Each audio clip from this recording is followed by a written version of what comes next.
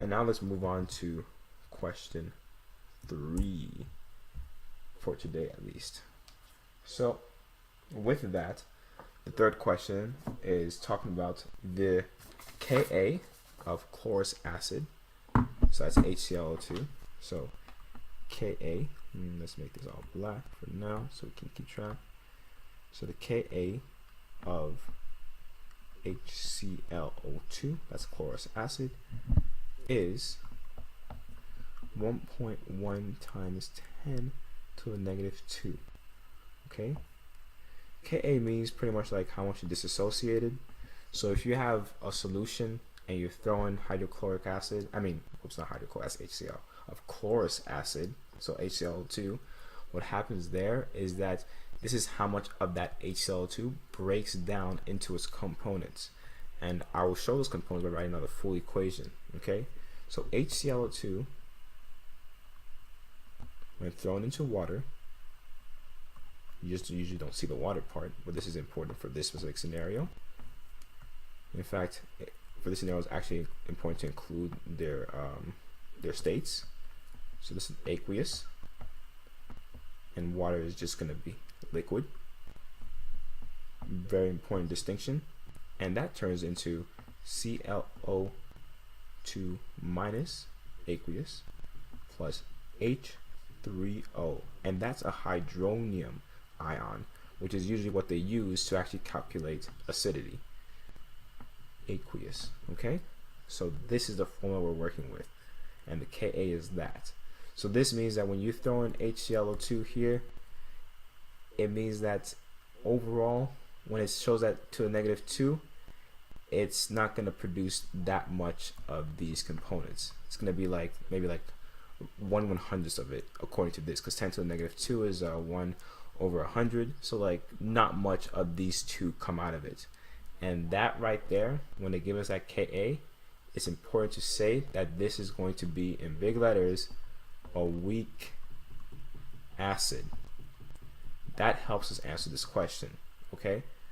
Because as you'll see later, and even how they solve this question, that distinction is important. So what they're asking for here is, what is the pH of, if you use 0.35 as the initial thing? So if we had 0.35 moles per liter, so of HClO2, what is the pH going to be of that? And so what we do to solve this, okay, is that because it's a weak acid, we need an ICE table. An ICE table stands for initial, change, and equilibrium. Okay, and we only include the components that are aqueous, no solids and no liquids.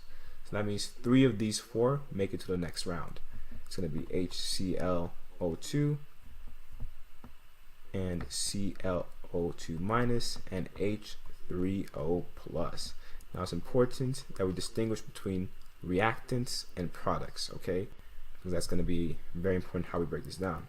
So we initially started with 0.35 moles per liter, okay? And then these ones are 0.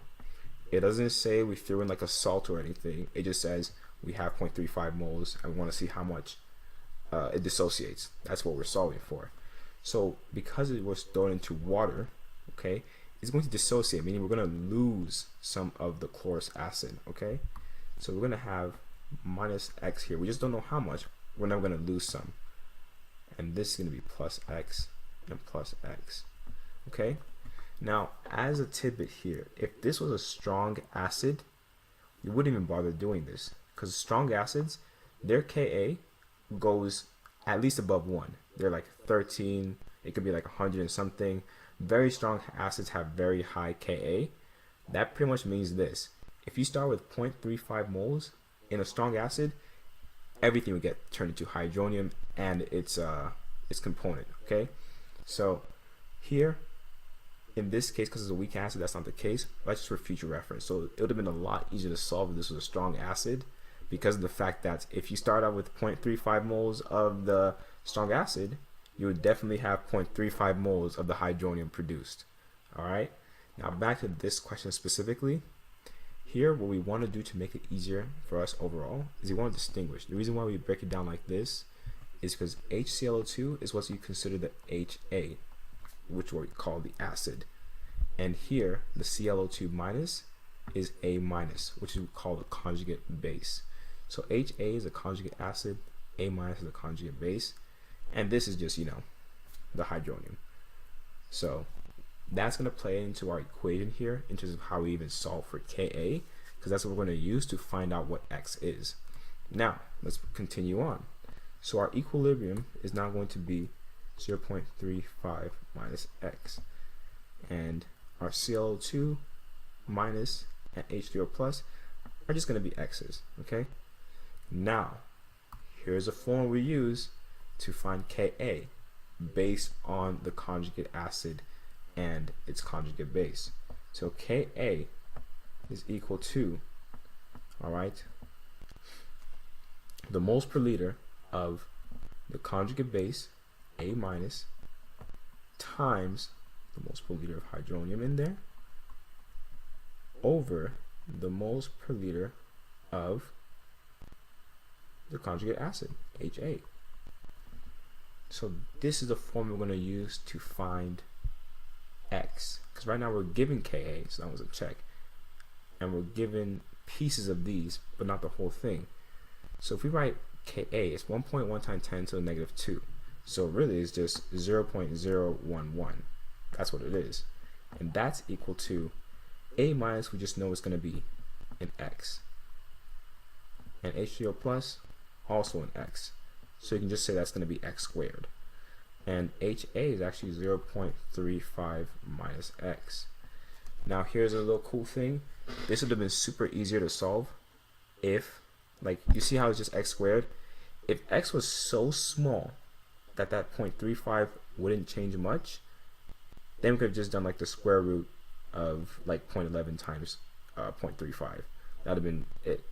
But because, as you can see here, the Ka is actually quite big, so the rule of thumb that they usually use is that if the Ka is greater than 1/1000th of the starting amount, the moles per liter, then you can't ignore it. This X has to be included into the equation.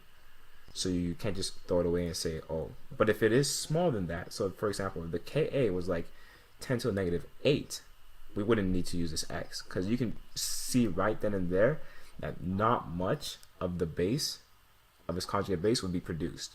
So it would be negligible. So with that though, because it, as you can see, is a pretty large Ka, I'd say this makes up for maybe a little bit more than 1/100th, around there. But yeah, so that's just a good thing to know, because it could save you some time, but unfortunately in this one we can't take the shortcut. So now let's solve for it, because of that we're going to need to use a quadratic formula. So the whole b, negative b plus or minus, b squared minus 4ac over 2a. This is what we're going to need. Reason being is because as you solve for this, you'll notice that it will be 0.011 times 0.35 minus 0.011. X is equal to X squared.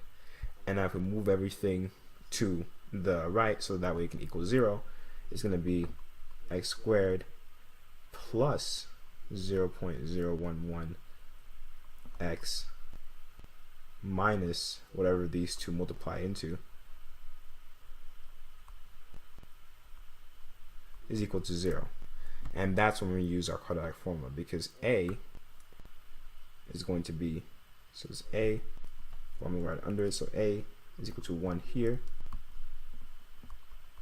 and B, because it's going to be the number multiplied to the X, so that one's going to be 0.011, and C is going to be just whatever this behemoth is. It's going to be 0.011 times 0.35. So that's A, B, and C. So now we just plug it into our quadratic equation. So it's going to be negative 0.011 plus or minus the square root of 0.011 squared minus But instead of a minus, you notice that because C is a negative number, whoops, I didn't even include that. So C is equal to negative, okay, of that, because, you know, it's being subtracted. Because the negative number, if you're subtracting negative, it means you're going to be adding it. So it's going to be plus 4 times 1 times 0.011 times 0.35. That's what we're going to have there. All this over 2, because A is still 1. And as you saw for it, okay, if you plug in all these numbers correctly in your calculator, you'll get 2 answers. Because of the plus and minus here, that's very important. Okay, you get 2 answers. You'll get 0.057 as 1 and negative 0.068. Now you notice right away there could only be one possibility, because you cannot get a negative amount of product. That's just not possible. You cannot get more reactant and get less than 0 product. So with that, we can just cross this option out. We don't need that. Okay, so this is going to be our X. This is how much product is made. So this is how much, not only of the HClO2 minus, the conjugate base, but also the H3O plus. So H3O plus, that is going to be 0.057 moles per liter. Okay, so now that we know that, okay, we can now use this to solve for the pH, which was the original question. Can you imagine that, having to do all this just to find out the pH? So with that known, because this is the only component we need, we don't use a conjugate base, we only use hydronium for pH, because the formula is pH is equal to negative log of that concentration, 0.0, well, let me write it properly so you can have this formula for later, negative log of H3O plus, okay, which is now, as you see, negative log of 0.057 moles per liter. That's the concentration. So when you plug it into your calculator properly, you'll get that the pH of this question is equal to 1.24. That's the pH you should get. Let me just write this better so you can see it. 1.24. All right. So with that, let's just break it down. Because we discovered it was a weak acid due to its Ka being less than 1. Okay, strong acids usually have a number greater than 1. All right. Because of that, we can say it's a weak acid, and because of weak acid, we need to use an ice table. Okay, and because we use an ice table, we're able to find out how much hydronium was actually produced. Okay, which is this much. And because of that, we just use this pH formula to find out that the pH is 1.24. So let's see here what they did. So with this, why I kept emphasizing weak acid is, as you can see here, they say the value tells that this is a strong acid, which is incorrect. That is 10 to the negative 2. This is a weak acid, not a strong acid. Okay, so the solution will not have all of the acid associated. So they skipped ahead and just assumed that it was a strong acid, and that's how they got just the negative log of 0.35, because you can see that's what we started off with, quote unquote. So with that though, that one is incorrect. This is how you actually solve it. So this is a weak acid, so you have to use an ice table. Whoops. To use an ice table and solve for the concentration of hydronium. Okay, so that's it for that question.